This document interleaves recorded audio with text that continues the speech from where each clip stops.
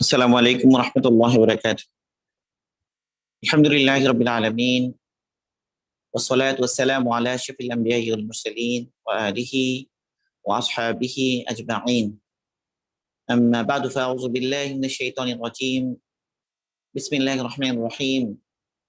সুবহানাকা লা ইলমা লানা ইল্লা মা 'আল্লামতানা ইন্নাকা আনতাল আলিমুল হাকীম। রাব্বি জিদনি ইলমা।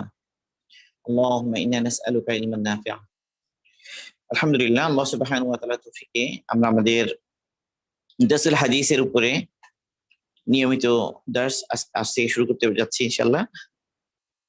এর জন্য আমরা যে কিতাবটি নির্বাচন করেছি এটা হচ্ছে আল আবওয়াবুল মুনতাখাবাতু মিন মিশকাতিল মাসাবিহ। হযরত ইলিয়াস রাহিমাহুল্লাহ এর পরামর্শে বা আদেশে হযরত এনায়েমুল হাসান সাহেব রাহিমাহুল্লাহ তিনি মিশকাত শরীফ থেকে ৮টি অধ্যায় আলাদাভাবে সংকলন করেন এবং একজন মানুষের জীবনে তার ঈমান, তার আমাল, তার ব্যক্তিগত জীবন, আখলাক সুন্দর করার জন্য মিশকাতুল মাসাবিহ এই কিতাবের এই নির্বাচিত অধ্যায়গুলো অনেক গুরুত্বপূর্ণ। সেই হিসেবে আমরা চিন্তা করলাম, যেহেতু আমাদের আকাবিদের মধ্য থেকে এই সমস্ত হাদিসগুলো নিজেদের সামনে রাখা, পড়াশোনা করা, উপলব্ধি করা, আমালে পরিণত করার জন্য তারগিব আর উৎসাহ আছে, সেই হিসেবে আমরা আমাদের আলোচনার জন্য এই কিতাবটি নির্বাচন করেছি। তো এই জন্য শুরুতে আমরা এই কিতাব থেকে কিতাবুল ঈমান থেকে আমরা শুরু করব। মুহাদ্দিসগণের একটা কমন উসলুব বা পদ্ধতি হলো, তারা যখনই কোনো হাদিসের কিতাব শুরু করেন, তো তারা শুরুতেই তারা নিয়াতের যে প্রসিদ্ধ হাদিস ইন্নামাল আমালু বিন্নিয়াত, এই হাদিস দিয়ে শুরু করেন। যেমনটি ইমাম বুখারী রাহিমাহুল্লাহ তার সহিহ বুখারী শুরু করেছেন এই হাদিস দিয়ে। একইভাবে মিশকাতুল মাসাবিহ এই কিতাবটির শুরুতেও একদম প্রথমেই এই হাদিসটি এনেছে। তো সেই হিসাবে আমরা প্রথমে সেই হাদিসটি ইনশাআল্লাহ আলোচনা করব। বিসমিল্লাহির রহমানির রহিম।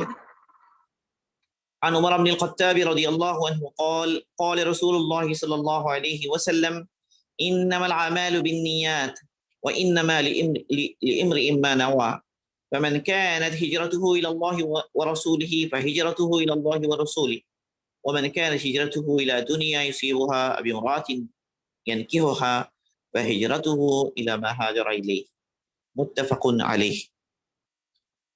আমিরুল মুমিনিন হযরত ওমর বিন খাত্তাব রাদিয়াল্লাহু আনহু তিনি riwayat করছেন, তিনি বলেন ক্বালা রাসূলুল্লাহ সাল্লাল্লাহু আলাইহি ওয়াসাল্লাম, রাসূল সাল্লাল্লাহু আলাইহি ওয়াসাল্লাম ইরশাদ করেন ইন্নামাল আমালু বিন্নিয়াত, নিশ্চয়ই আমাল সমূহ নিয়াতের উপর নির্ভরশীল। ওয়া ইন্নামা লিইমরিইম মা নাওয়া, ওয়া ইন্নামা লিকুল্লি ইমরিইম মা নাওয়া, এভাবে আছে কোথাও কোথাও ওয়া ইন্নামা লিকুল্লি ইমরিইম মা নাওয়া, এবং কোন ব্যক্তি সে তাই পাবে যার সে নিয়ত করে। ফামান কানাত হিজরাতুহু ইলাল্লাহি ওয়া রাসূলিহি, কাজে কোন ব্যক্তির হিজরত যদি হয় আল্লাহ এবং আল্লাহর রাসূলের উদ্দেশ্যে, বা হিজরাতুহু ইলাল্লাহি ওয়া রাসূলিহি, তাহলে তার হিজরত আল্লাহ এবং আল্লাহর রাসূলের দিকেই হবে, অর্থাৎ হিজরতের যে নেকি সে পাবে। ওয়া মান কানা হিজরাতুহু ইলা দুনিয়া ইউসিবুহা, আর যদি কারো হিজরত হয় দুনিয়ার কোনো লাভ অর্জনের জন্য, আবি ইমরাতিন ইয়ানকিহুহা, অথবা কোনো মহিলাকে বিয়ে করার জন্য, বা হিজরাতুহু ইলা মা হাজারা ইলাইহি, তবে যে উদ্দেশ্যে সে হিজরত করে তার হিজরত সেজন্যই বিবেচিত হবে। অর্থাৎ যার হিজরত হবে আল্লাহ এবং রাসূলকে সন্তুষ্ট করার জন্য, তো হিজরতের নেকি সে লাভ করবে। এই হাদিসের উদ্দেশ্য হলো যে কোনো নেক আমল আমরা করব, প্রত্যেক নেক আমল করার সময় আমরা আমাদের নিয়তকে বিশুদ্ধ রাখবো। আমাদের নিয়ত হবে একমাত্র আল্লাহ সুবহানাহু ওয়া তাআলাকে সন্তুষ্ট করা। আল্লাহ সুবহানাহু ওয়া তাআলাকে সন্তুষ্ট করা ব্যতীত আর কোনো নিয়ত আমাদের থাকবে না। প্রত্যেক আমলের মধ্যে এই নিয়তের বিষয়টা গুরুত্বপূর্ণ। অর্থাৎ প্রত্যেক আমলের ফলাফল, একটা আমাল এটার পুরস্কার সে পাবে কি পাবে না, এটা নির্ভর করবে তার নিয়ত শুদ্ধ হওয়ার উপরে। তো আজ আমাদের দারসুল হাদিস শুরু হচ্ছে আলহামদুলিল্লাহ। সেই হিসেবে আমরা আমাদের এই আমাল একমাত্র আল্লাহ পাকের সন্তুষ্টির জন্যই করব।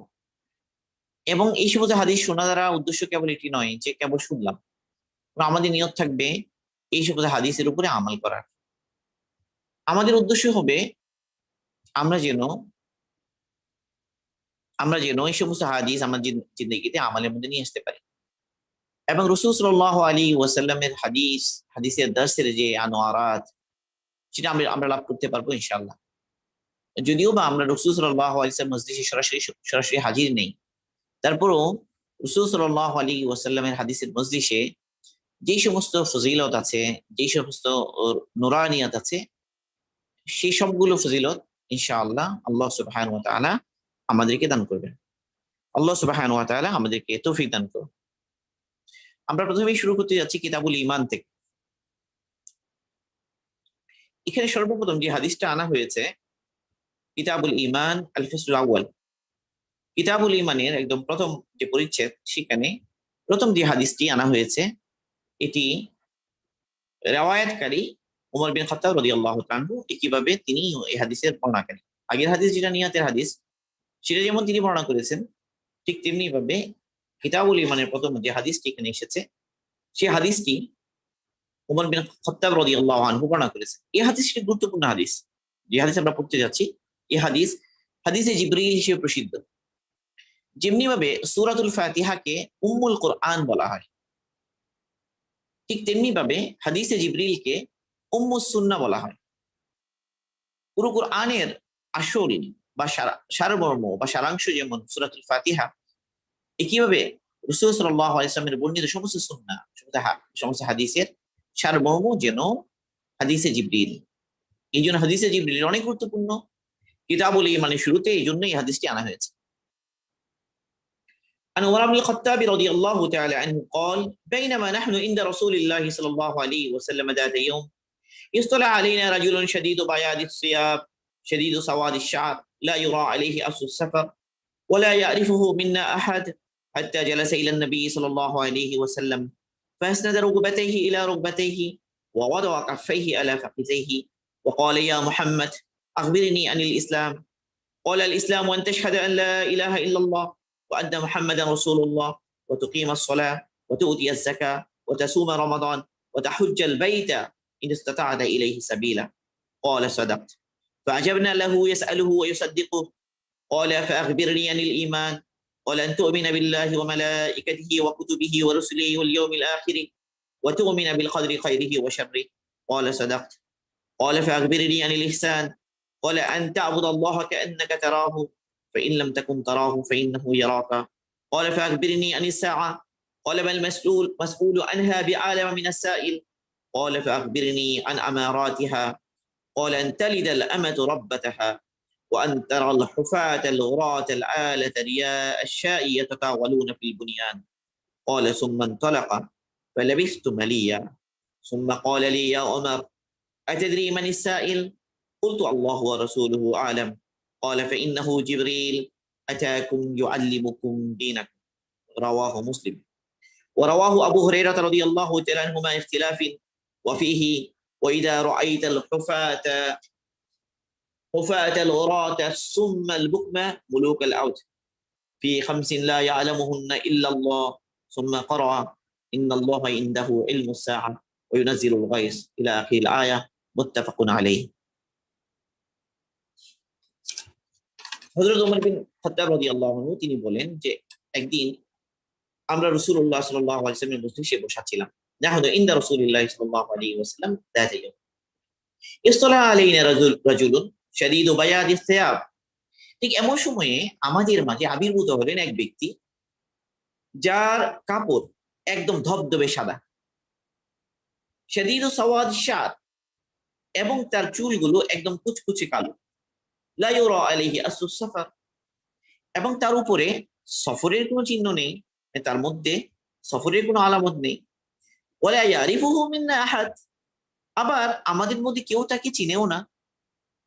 তার মধ্যে সফরের কোনো আলামত নেই, এটা তার উদ্দেশ্য হলো তিনি বাইরে থেকে আসা কোনো আগন্তুক নন।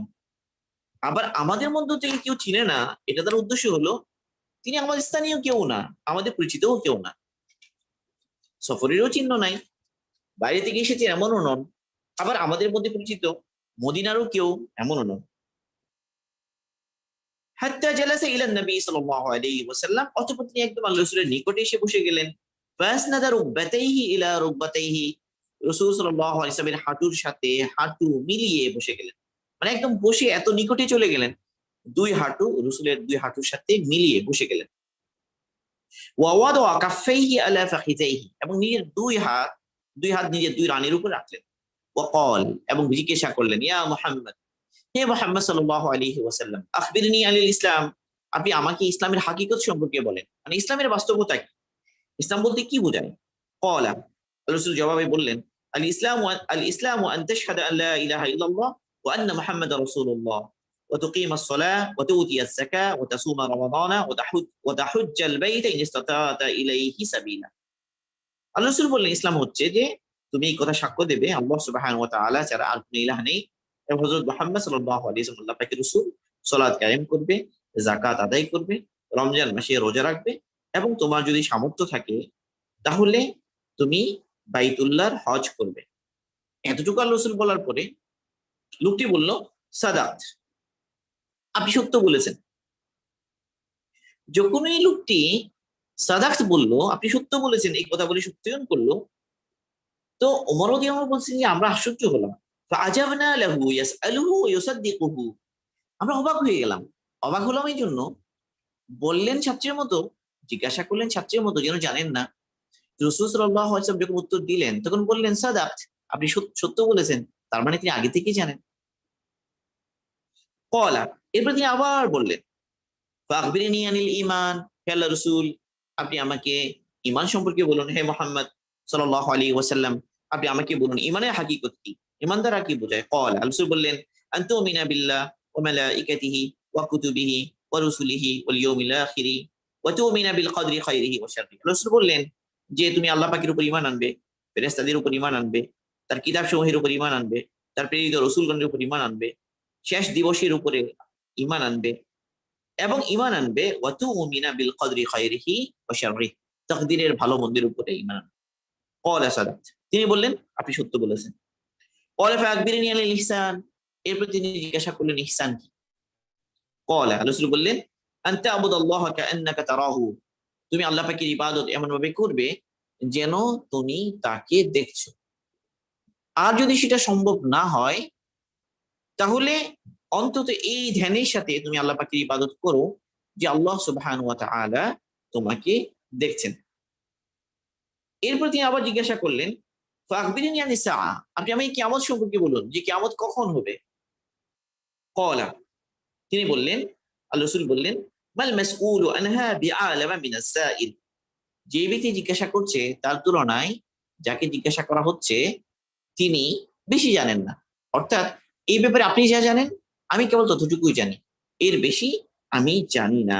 ক্বালা ফাখবিরনি আন আমারাতিহা, তাহলে আপনি আমাকে কিয়ামতের আলামত সমূহ সম্পর্কে বলুন। কিয়ামতের আলামত কি কি সেগুলো আপনি আমাকে বলুন। কোন কোন আলামত দেখলে আমরা বুঝবো যে কিয়ামত নিকটে এসে গেছে। আল্লাহ রাসূল বললেন, আন তালিদাল আমাতু রাব্বাতাহা, বাদী তার মনিবাকে প্রসব করবে। এটা হলো আল্লাহ রাসূলের কথাটা। আন তালিদাল আমাতু রাব্বাতাহা, একটা আলামত হলো যে তুমি দেখবে বাদী তার মনিবকে প্রসব করছে। এটার অর্থ কি? তো মুহাদ্দিসগণ বলেছেন এই হাদিসের এই অংশ দ্বারা উদ্দেশ্য হলো যে বাপ মায়ের নাফরমানি খুব বেশি হবে। মানে ছেলে মেয়ে ছেলে মেয়ে সর্দারের মতো আচরণ করবে, মানে বাপ মায়ের সাথে এত খারাপ ব্যবহার করবে, এমন ভাবে বাপ মাকে নির্দেশ করবে বিভিন্ন ব্যাপারে, বিভিন্ন কিছু করার জন্য বাপ মাকে একদম দাস দাসীর মতো কি করবে, বাপ মায়ের সাথে আচরণ করবে, মনে হবে যে তারাই মনিব আর বাপ মা হলো তাদের চাকর, এরকম মনে হবে। এই জন্য আল্লাহ রাসূল বলছেন, আনতালিদাল আমাতু রাব্বাতাহা, আনতালিদাল আমাতু রাব্বাতাহা, যে বাদী তার মনিবকে কি করবে, জন্ম দেবে। এবার রাসূল বললেন, ওয়া আনতারাল হুফাতাল উরাতাল আলাতা রিয়া আশ-শাই ইয়াতালুনা ফিল বুনিয়ান, এরপর তুমি দেখবে যারা নাঙ্গা পা নাঙ্গা শরীর, মানে একসময় তারা নাঙ্গা পা বিশিষ্ট ছিল, নাঙ্গা পা নাঙ্গা শরীর, তারপর হলো রাখাল বকরি রাখালেরা তারা বড় বড় অট্টালিকা তৈরি করবে। ইয়াতাওয়ালুনা ফিল বুনিয়ান, মানে অনেক লম্বা লম্বা বড় বড় উঁচু উঁচু দালান তারা নির্মাণ করবে। কলা, ওমর বলছেন সুম্মান তালাকা, এতটুকু বলেই জিবরাইল আলাইহিস সালাম চলে গেলেন। ফালাবিস্তু মালিয়া, আমি আরো কিছুক্ষণ এখানে দাঁড়িয়ে রইলাম। সুম্মা ক্বালা লি, এবার রাসূল আমাকে বললেন, ইয়া ওমর, হে ওমর, তাদরি মান ইসরাঈল, তুমি কি জানো এই জিজ্ঞাসাকারীকে? বলতো, আমি বললাম, আল্লাহু ওয়া রাসূলুহু আলাম, আল্লাহ এবং আল্লাহর রাসূলই ভালো জানেন। ক্বালা ফাইন্নাহু জিবরিল আতাকুম ইউআল্লিমুকুম দীনাকুম, আল্লাহর রাসূল বললেন, ইনি হচ্ছেন জিবরিল আলাইহিস সালাম, তিনি এসেছেন তোমাদেরকে তোমাদের দ্বীন শিক্ষা দেওয়ার জন্য। রাওয়াহু মুসলিম, এটা হলো মুসলিম শরীফের রিওয়ায়াত। এই অংশটা ইমাম আবু হুরায়রা রাদিয়াল্লাহু আনহু রিওয়ায়াত করেছেন। ওয়ারাওয়াহু আবু হুরায়রা রাদিয়াল্লাহু তাআলা আনহু মা ইখতিলাফিন, এই হাদিসটা আবু হুরায়রা রাদিয়াল্লাহু আনহু রিওয়ায়াত করেন, তবে সেই হাদিসে কিছু ইখতিলাফ আছে, মানে কিছু বর্ণনা ভঙ্গির মধ্যে পার্থক্য আছে। ওয়াফিহি, সেখানে এসেছে, ওয়া ইদা রাআইতাল হুফাতাল উরাতাস সুন্নাল বুকমা মুলুকাল আরদ, তুমি যখন দেখবে যে নাঙ্গা পা নাঙ্গা শরীর বিশিষ্ট লোকেরা, অন্ধ বধির লোকেরা কি করছে, তারা জমিনের বাদশা হয়েছে, মানে তারা ক্ষমতাওয়ালা হয়েছে, তাহলে তুমি বুঝো যে কিয়ামত কাছে এসে গেছে। এবার রাসূল বলেন, ফি খামসিন লা ইয়ালামুহুন্না ইল্লাল্লাহ, পাঁচটা বিষয় এমন আছে যে ব্যাপারে আল্লাহ ছাড়া আর কেউ জানে না, মানে পাঁচটা বিষয় এমন আছে যে সম্পর্কে আল্লাহ ছাড়া আর কেউ জানে না, ওই যে কিয়ামত কবে হবে এটাও একটা।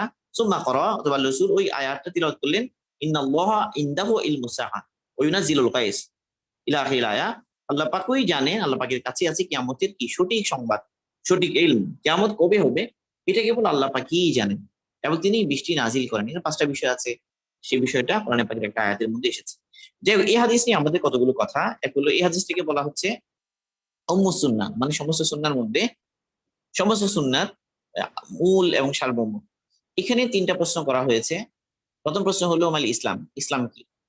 আমরা দেখছি যে ইসলাম কি প্রশ্নে আল্লাহ রাসূল যে জবাবটা দিয়েছেন সেটা হলো বাহ্যিক আমল।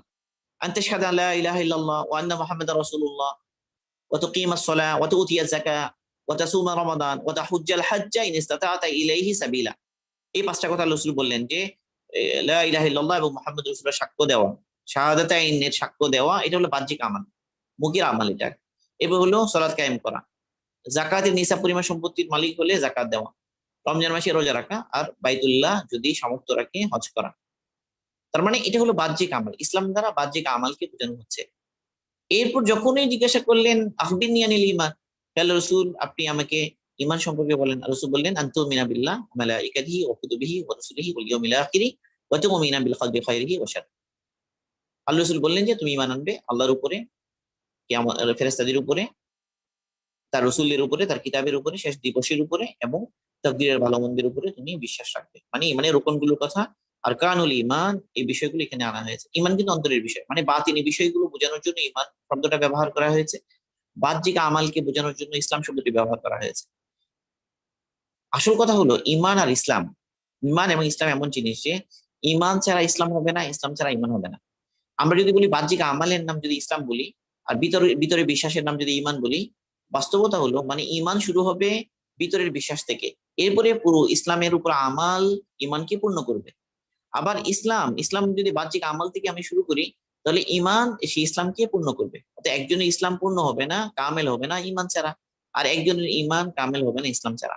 অর্থাৎ ইসলাম এবং ইমান দুটি মিলেই একটা একটা হলো পরিপূরক। ইমান এবং ইসলাম একই জিনিসই, ইমান যা ইসলাম তা, ইমান ছাড়া ইসলাম হয় না, ইসলাম ছাড়া ইমান হয় না। কিন্তু ইমান বলতে ভিতরের বিষয়গুলোকে বোঝানো হয়, আর ইসলাম বলতে সাধারণত বাহ্যিক আমলগুলোকে বোঝানো হয়। এতটুকু হলে এই হাদিসের মধ্যে যেভাবে বলা হচ্ছে সেভাবে এটাই বোঝা যাচ্ছে। কিন্তু এখনো এখনো কি হয়নি, কোশ্চেন শেষ হয়নি। 3 নম্বর কোশ্চেন করলেন যে মাল ইহসান, ইহসান কি? আসলে ইহসান হচ্ছে যে কোনো একটা আমালকে উত্তম ভাবে করা, কোনো একটা আমালকে উত্তম ভাবে করা, এটাকে ইহসান বলা হয়। তো এখানে একটা আমাল উত্তম হবে কিভাবে, এটা একটা গাইডলাইন দেওয়া হয়েছে। আনতা আবুদাল্লাহ কাআন্নাকা তারাহু ফাইন লাম তাকুন তারাহু ফাইন্নাহু ইয়ারাকা, তুমি আল্লাহ পাকের ইবাদত এমন ভাবে করো যে তুমি আল্লাহকে দেখছো, আর যদি সেটা সম্ভব না হয় তো এইভাবে আমল করো, আল্লাহ তোমাকে দেখছে। মানে আমাল করার সময়, ইবাদত করার সময় আমাদেরকে পরিপূর্ণ ধ্যানের সাথে ইবাদত করতে হবে, এবং আমাদের আমালের মধ্যে এই একাগ্রতা এবং এই ধ্যান এবং এই ইহসানের সিফাত ইহসান, এটা আমাদের আমলের মধ্যে কি করতে হবে, তৈরি করতে হবে। আল্লাহ পাক আমাদেরকে তৌফিক দান করুন। এরপর প্রশ্ন ছিল কিয়ামতের ব্যাপারে। কিয়ামত আমরা কবে জানি না, কিন্তু কিয়ামতের আলামত গুলো বললেন, যেটা বলা হলো সেটা হাদিসেই এসে গেছে, আমরা আর বিস্তারিত বলবো না। তো এখানে যতটুকু আলোচনা এলো, এর মধ্যে একটা গুরুত্বপূর্ণ বিষয় এখানে যে ওস্তাদের কাছ থেকে ইলম নেওয়ার জন্য পদ্ধতি কি, কিভাবে বসবে, এটা সুন্দর আছে এখানে। জিবরাইল আলাইহিস সালাম এসে বসে গেলেন, রসুলের সাথে হাঁটুর সাথে হাঁটু হাঁটু লাগিয়ে বসে গেলেন, মানে আবার নিজের দুই হাত নিজের দুই রানের উপরে রাখলেন, মানে খুব বিনয়ের সাথে বসেছেন একজন তালিবে ইলম। এভাবেই যদি সে বসে দার্সের মধ্যে, তাহলে সবচেয়ে আদাব রক্ষা পাবে। এই জন্য আমরা যখন তালিমে বসবো, হাদিসের দার্সে বসবো, তো আমরা চেষ্টা করবো নিচে বসার জন্য, এবং ওইভাবে আত্তাহিয়াতু যে সূরা যেটা বলা হয় সেভাবে বসার জন্য। এভাবে আমরা খেয়াল করব। এরপর হলো তিনি প্রশ্ন করেছেন, প্রশ্ন এবং উত্তর ছাড়া আসলে ইলম আসে না, ইলমের জন্য প্রশ্ন করা জরুরি। এবং একটা গুড মানে একটা কোশ্চেন হচ্ছে যে আহ, মানে ইলমের অর্ধেক, মানে নিসফুল ইলম, মানে একটা উত্তম প্রশ্ন হচ্ছে যে ইলমের অর্ধেক। সুন্দর একটা প্রশ্ন করতে পারা এটা ইলমের অর্ধেক। তো এই জন্য সবসময় মানে আমার জরুরি বিষয়গুলো প্রশ্নের মাধ্যমে আমার জেনে নিতে হবে। আর প্রশ্ন সুন্দর হওয়া চাই, আবার এমন প্রশ্ন করবো না যেটার মধ্যে বোকামি পায়। তো প্রশ্ন করা এটা ইলমের অর্ধেক। এই জন্য প্রশ্ন করবো যেটা জানি না, যেটা জিজ্ঞেস করবো। আল্লাহ পাক বলছে কোরআনে পাকে, ফাসআলু আহলা যিকরি ইন কুনতুম লা তা'লামুন, তোমরা যদি না জানো, যারা জানে তাদের কাছে তোমরা জেনে নাও। আল্লাহ পাক আমাদেরকে তৌফিক দান করুন ইলমের জন্য। তো এখানে শেষ কথাটা গুরুত্বপূর্ণ। শেষে আল্লাহ রাসূল বললেন, হাদা জিবরিল আতাকুম ইউআল্লিমুকুম দীনাকুম। ইনি হচ্ছেন জিব্রাইল, ইনি হচ্ছেন জিব্রাইল, তিনি তোমাদের কাছে এসেছেন তোমাদেরকে তোমাদের দ্বীন শিক্ষা দেওয়ার জন্য। মানে জিব্রাইল রাসূল সাল্লাল্লাহু আলাইহি ওয়াসাল্লামের কাছে এসে এমন কিছু কোশ্চেন করলেন, এমন কিছু প্রশ্ন করলেন, যে প্রশ্নগুলোর মাধ্যমে ইসলামের মৌলিক বিষয়গুলো জানা হয়ে যায়, মূল বিষয়গুলো জানা হয়ে যায়। তো সেই জন্যই ওই তিনটা প্রশ্ন, ইসলাম, ইমান এবং ইহসান। তাহলে আমাদেরকে ইমান শিখতে হবে, ইমান সম্পর্কে বিস্তারিত শিখা লাগবে ইনশাল্লাহ, এটা একটা। তাহলে ইসলামের বিধিবিধান আমাদেরকে বিস্তারিত শিখতে হবে। একটা হলো সিফাত ইহসান, মানে আমাদের ভিতরটাও সুন্দর করতে হবে, আমাদের আমল যেন সুন্দর হয়, আমাদের আমলের মধ্যে ইখলাস আসে, আল্লাহ পাকের ধ্যান তৈরি হয়, আমাদের ভিতরে অন্তরের পরিশুদ্ধি হয়। এই জন্য মেহনত করতে হবে। ইহসান আসবে তাজকিয়ার মাধ্যমে, তো ইমান আসবে দাওয়াতের মাধ্যমে, আমাল আসবে ইসলামের বাহ্যিক জিন্দগি তালিমের মাধ্যমে, আর আমাদের আখলাক সুন্দর হবে, ভিতরটা সুন্দর হবে তাজকিয়ার মাধ্যমে, পরিশুদ্ধির মেহনতের মাধ্যমে। নবীর তিন কাজ, এই জন্য এখানে তিনটা আমালের তিনটা ভাগ এসেছে, মানে ইসলামের তিন ভাগ। আমাদের যে উস্তাদি মুহতারাম উনি বলেন যে ফিককে তিন ভাগ, আল ফিকুল আকবার, আল ফিকুল আউসাত, আল ফিকুল আসগার। মানে বড় ফিক, মাঝারি ফিক, ছোট ফিক। বড় ফিক কি ইমান, মানে ইমানদার, এটা উদ্দেশ্য। আর মাঝারি ফিক যেটা, এটা হলো মাল ইহসান, ইহসান কি, এটা তার উদ্দেশ্য, আখলাক, আখলাক এবং ইহসান এই বিষয়গুলো। আর মাল ইসলাম হলো বাহ্যিক আমাল, এটা হলো ফিকুল আসগার, মানে বিস্তারিত শাখা প্রশাখা আমালের।